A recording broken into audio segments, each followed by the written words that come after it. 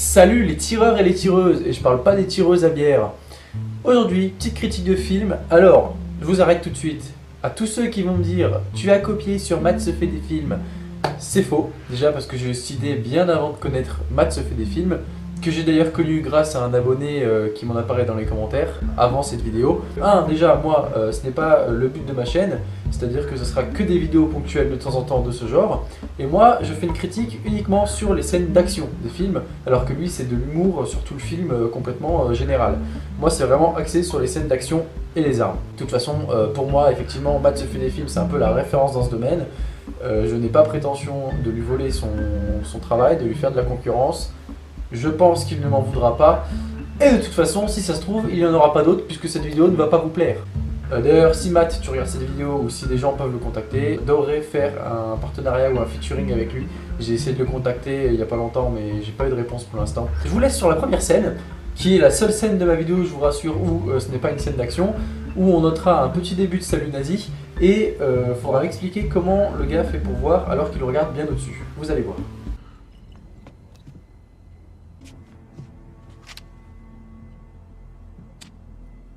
Et oui, le gars regarde à travers ses volets pour voir d'où vient la lumière. Mais il regarde comme ça, au-dessus de ses yeux. Comment il fait pour voir? Si c'est une voiture, elle sera bien en dessous, il ne la verra pas.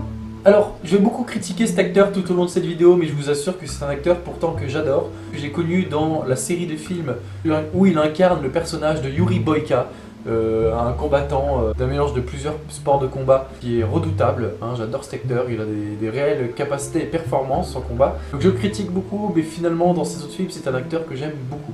Alors là je vous laisse sur une scène où il y a beaucoup de choses à dire.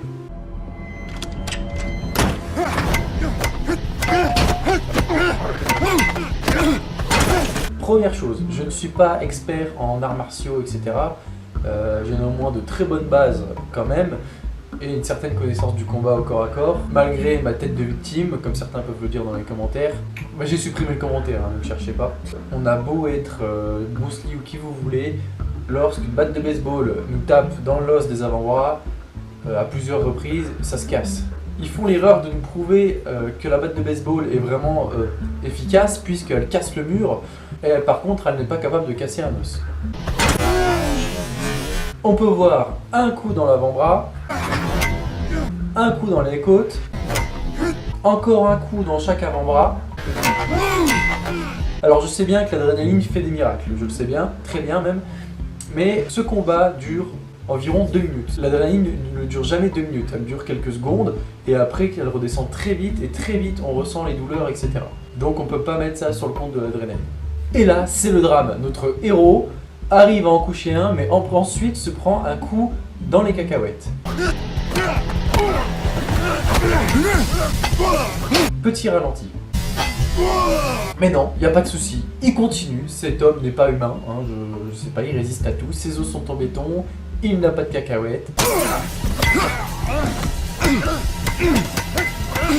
Bon, vous le voyez, il finit quand même par se faire terrasser. Ouf, heureusement j'ai eu peur, surtout qu'en fait ils étaient 3 et non pas 2 comme on peut le voir. Alors maintenant, on va passer à des scènes avec des armes. Ce qu'on va pouvoir voir, c'est notre super vilain, puisqu'effectivement il y a toujours un super petit et un super vilain. Voilà. Qui a d'ailleurs une sale tête de super vilain. C'est le genre de gars, tu le croises dans la rue, il t'agresse, tu lui donnes tout, y compris ta femme. Pardon chérie, c'est pas ce que je voulais dire, c'est une manière de parler, hein. Non, tu vas me casser la gueule? Je vous laisse.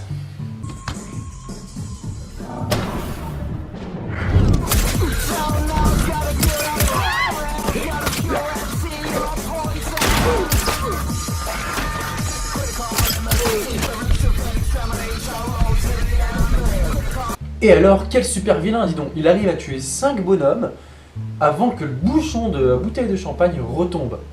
Et la plupart, évidemment, avec des tirs dans la tête. Alors mettons, on va dire que c'est possible. Vraiment, je suis ouvert d'esprit aujourd'hui, on va dire que c'est possible. Donc le mec, en fait, c'est un tireur d'élite, en gros. En quelques secondes, et encore, même pas, il arrive à tuer 5 personnes avec plus de la moitié des tirs dans la tête. Ok.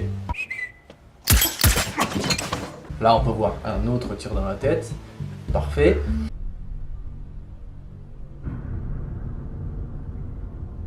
Alors, cette séquence vidéo nous permet de voir quelle est son arme.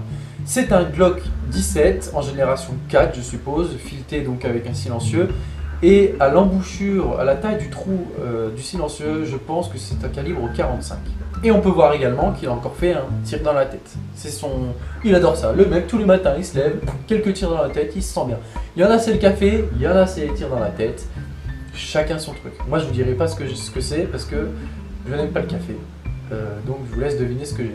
Donc, finalement, son arme est assez similaire à la mienne, puisque moi, c'est un Glock 17 en génération 4. Il a juste la différence d'avoir un silencieux et que lui, c'est un calibre 45, alors que moi, c'est du 9 mm. Donc là, notre héros se rend compte dans le reflet d'une lampe qu'il y a un cadavre par terre. Il a regardé la lampe et non pas le plafond, pour une fois. Comme c'est dommage. Et là, ça y est, c'est là où je voulais en venir. Notre super vilain ne sait plus tirer. Il tire 3 coups et aucun dans notre héros. Dans notre héros. C'est très dur à dire. Dans notre héros. Dans notre héros. Dans notre héros. On voit les 3 impacts en triangle en plus, hein, qui longe notre héros pendant qu'il fait une roulade magnifique. Donc en fait, tout à l'heure, il mettait des tirs dans la tête. Il mettait 3-4 tirs dans la tête en 5 secondes. Et maintenant, à bout portant, il est plus capable de toucher une armoire à glace dans l'encadrure d'une porte. C'est un peu gros, quand même. Hein. Et je parle pas de ma...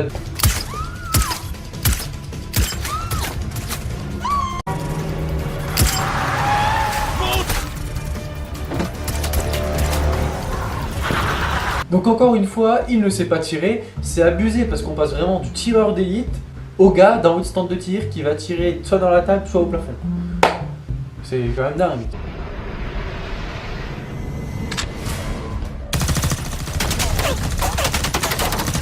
Et là, on arrive sur la scène, sur les scènes les plus mais grandioses du film, tellement ils nous prennent pour des imbéciles.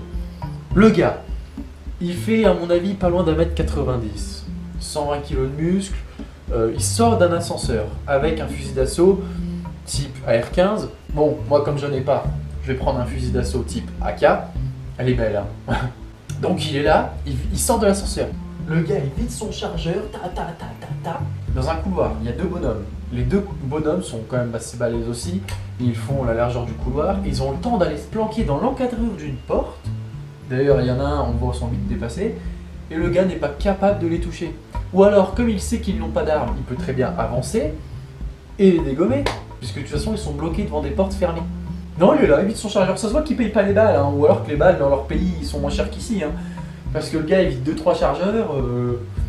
On dirait que c'est pour les vibrations, ça lui fait un massage de l'épaule, il aime bien, je sais pas.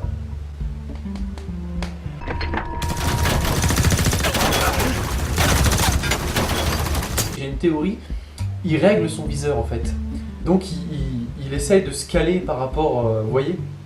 Non, c'est pas crédible. Bah oui, non, mais c'est pas crédible, il y a pas de... Non, c'est nul, elle est nulle ma théorie. Oui, bah oui. Le mec, il nettoie le comptoir. Les essais qui lui plaisaient pas, il les a dégommés, voilà. Alors ils sont à 5-6 mètres hein, l'un de l'autre, on le voit clairement dans le film et même dans ma vidéo, je pense. Le gars est accroupi par terre et lui, il tire là, au lieu de là. Pourquoi? Bon, après, notre héros, c'est pareil, il n'est pas capable de le dégommer alors qu'il est dans un trou encore plus petit que lui. Je veux dire, tu donnes mon flingue à ma petite sœur, les yeux fermés, elle le dégomme le gars, il n'y a pas de souci. Hein. Ça revient clairement à louper un éléphant dans un couloir, on est d'accord. Après, évidemment, la table en métal, elle arrête toutes les balles. Non, et puis ça continue, et même avec un fusil à pompe, le mec n'arrive pas à le dégommer, vous avez bien vu. Il y en a un qui canarde en automatique au MP5, l'autre qui est au fusil à pompe, dans un trou gros comme moi, et ils n'y arrivent pas. D'un coup, notre super vilain, ça y est, ça redevient un tireur d'élite. Paf, d'un coup, tu sais pas pourquoi, sur les centaines de balles qu'il a tirées, il y en a une qu'il arrive à mettre dans l'épaule. En fait, je pense que le mec est tireur et tueur à gages professionnel, mais par intermittence. Vous voyez, c'est un intérimaire en fait. Quand c'est plus son heure, ah non, désolé, là je sais plus tirer, il va falloir me rappeler parce que non, c'est fini. Là je suis plus payé, hein, donc voilà. Parlions ce moment. Je viens d'attacher un gars qui est formé au désarmement, au combat rapproché, etc. Mais comme je suis bête, voilà, je vais coller mon arme à sa poitrine, comme ça il peut bien me désarmer. C'est nickel.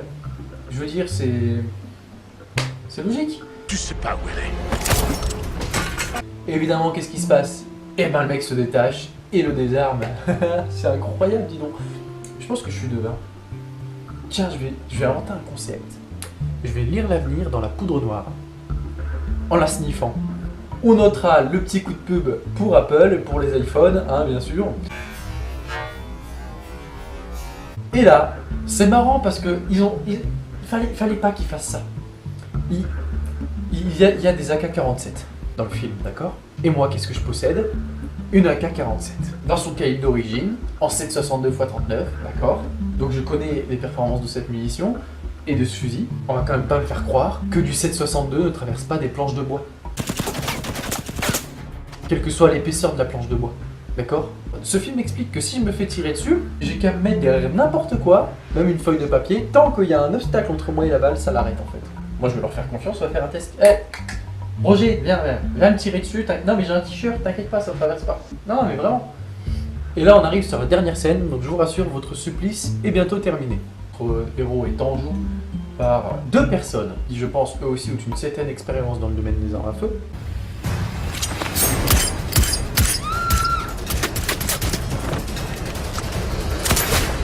Il a le temps de prendre un couteau dans son dos, de le lancer et le planter évidemment dans sa cible. Là, la dame tire 3-4 balles dans le canapé. Donc encore une fois, on apprendra qu'un canapé de base protège contre apparemment le 9 mm. C'est un test à effectuer, mais je ne pense pas que ce soit possible. Et là, le gars, il tombe par terre. Il a le temps de ramasser son flingue en glissant et tirer sur la dame. Ce qui se serait passé dans la réalité, il aurait glissé. Mettons que le canapé arrête les balles. Il aurait glissé. On l'aurait vu là, arriver sur le côté du canapé, on aurait fait boum, c'est fini. Puisqu'on voit bien qu'il y a un laps de temps assez long en fait finalement, entre le moment où il glisse, donc il est dans le champ de vision de la dame, et le moment où elle tire pas, du coup elle n'a pas le temps, parce qu'il est censé être trop rapide. Et là, la chance pas possible, il tire, et c'était sa dernière balle. Oh, c'est trop beau, non, c'est beau quand même, il y a du talent, Le gars n'a pas compris parce qu'il a plus de balles, mais il reste quand même en joue avec sa culasse en arrière. Mes amis, je vous dis merci d'avoir regardé cette vidéo, j'espère qu'elle vous aura plu.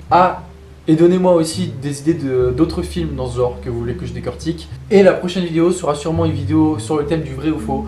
Donc vous me donnez des anecdotes vraies ou fausses en rapport avec le domaine des armes à feu.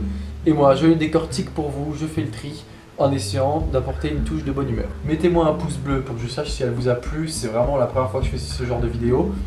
Donc ça m'indiquera si je dois recommencer ou pas. Partagez-la autour de vous et abonnez-vous pour ne pas louper la prochaine vidéo. À la prochaine.